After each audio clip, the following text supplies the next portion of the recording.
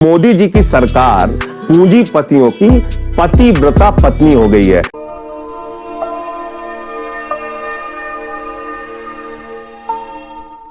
झाड़ू आपने जितनी जोर से पकड़ी है वो बल्ले की तरह है और आप हर बाउंसर को बाउंड्री पार भेज रहे हो। वजह क्या है इसकी? इतना हमलावर हो जाना, 10 साल में एक राष्ट्रीय पार्टी बन जाना और उसके बाद आपकी तड़ातड़ बैटिंग होना, ये ऊर्जा का स्रोत क्या है?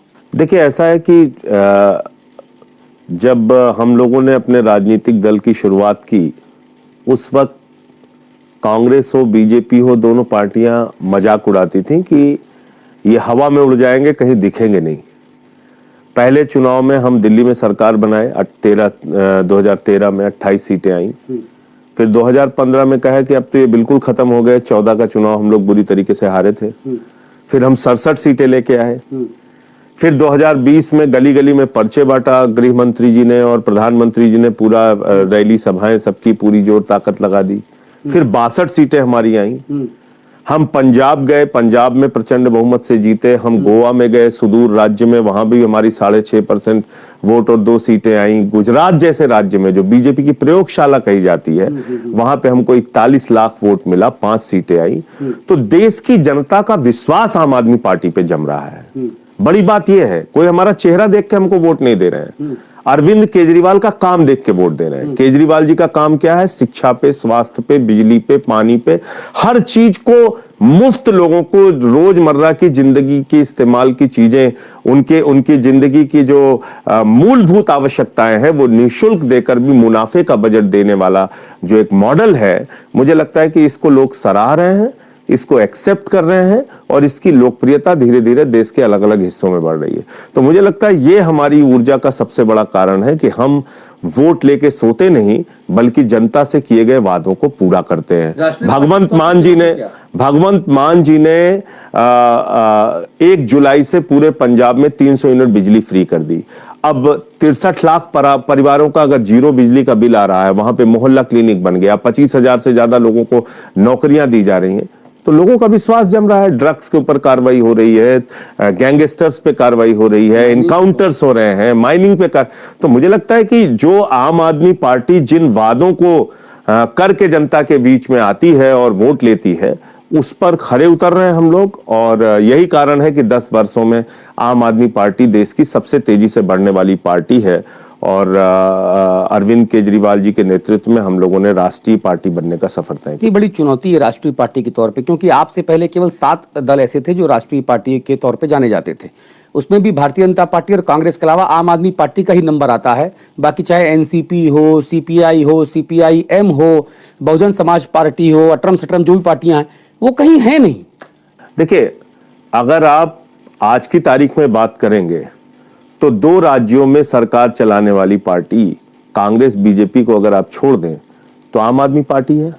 तो निश्चित तौर पे एक विकल्प के तौर पे इन दोनों राजनीतिक दलों के अलावा लोग आम आदमी पार्टी को पसंद कर रहे हैं। और क्यों पसंद कर रहे हैं? जैसा मैंने आपको कहा, हमारे शिक्षा का मॉडल, स्वास्थ्य का मॉडल, बिजली का मॉडल, पानी का मॉडल, केजरीवाल जी का जो मॉडल है, केजरीवाल की जो इकोनॉमिक्स है, उसको लोग पसंद कर रहे हैं कि हर चीजें मुफ्त में और निःशुल्क उपलब्ध कराकर भी मुनाफे का बजट कैसे दिया जा रहा है। ये कौन सा अर्थशास्त्र है? हमने इकोनॉमिक्स पढ़ा था, लेकिन ये केजरीनॉमिक्स है। हाँ, ये केजरीनॉमिक्स है क्या? इसको 1 मिनट में समझिए। एक मोदी जी का अर्थशास्त्र है जो चंद पूंजीपतियों को लाखों करोड़ रुपए बांट के उनको अमीर बनाने का काम करता है। 11 लाख करोड़ रुपए चंद पूंजीपतियों का माफ कर दिया गया। 5.5 लाख करोड़ रुपए का कॉर्पोरेट टैक्स माफ कर दिया गया। देश की तमाम संपत्तियां, रेलवे हो, सेल हो, कोल इंडिया हो, बीपीसीएल हो, एलआईसी हो, एफसीआई हो, सड़क हो, बिजली हो, पानी हो, स्टेडियम हो, सब कुछ बेचा जा रहा है। तो एक तो अर्थशास्त्र है मोदी जी का जो अपने चंद पूंजीपति मित्रों को अमीर बना रहे हैं और उनसे कह रहे हैं सेफ पैसेज है तुम्हारे लिए, हिंदुस्तान छोड़ के भागो, लूटो और भागो, लूटो और भागो। विजय माल्या 10,000 करोड़ लेके भाग गया, नीरव मोदी 20,000 करोड़ लेके भाग गया, नितिन संदेशरा 6,000 करोड़ लेके भाग गया, ललित मोदी 3,000 करोड़ लेके भाग गया। मैंने कहा भाई ललित मोदी को तो पकड़ लो, तुम्हारी एनआईए, सीबीआई, ईडी क्या कर रही है? कहने लगे हमें पता ही नहीं ललित मोदी कहाँ आप कह रहे हैं कि नरेंद्र सुष्मिता सेन को ललित मोदी मिल जाता है, नरेंद्र मोदी में सुष्मिता सेन को ललित मोदी मिल जाता है, नरेंद्र मोदी जी को ललित मोदी नहीं मिल रहा है।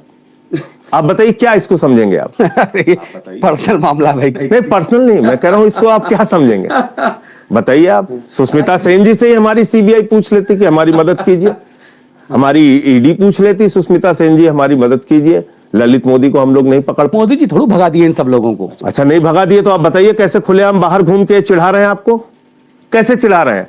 आपका अगर 2 लाख रुपए बाकी हो अतुल जी तो आपके घर पे चिट्ठी पहुंच जाएगी, आपके घर पे तहसीलदार पहुंच जाएगा।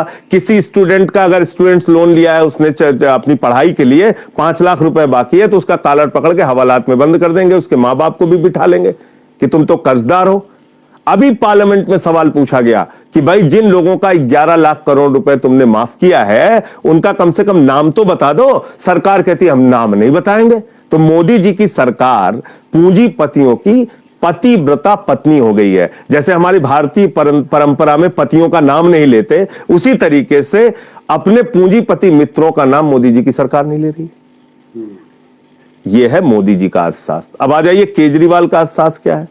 केजरीवाल नॉमिक्स यह है कि सबको निःशुल्क सुविधाएं अगर आप देते हैं, बिजली फ्री, पानी फ्री, शिक्षा फ्री, स्वास्थ्य फ्री, माताओं बहनों के लिए बस की यात्रा फ्री, बुजुर्गों के लिए तीर्थ यात्रा फ्री, जब ये सब कुछ आप करते हैं तो आम आदमी के जेब में बचत होता है।